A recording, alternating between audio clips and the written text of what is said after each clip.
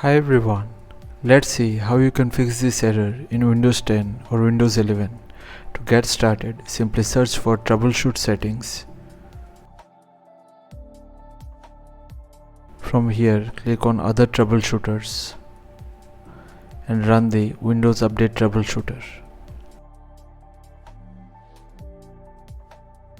Now, following the on-screen instructions, try to fix the Windows Update issue.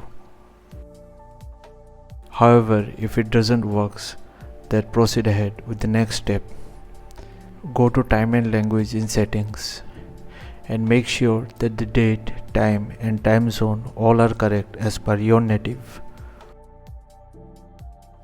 In the next step, search for Services.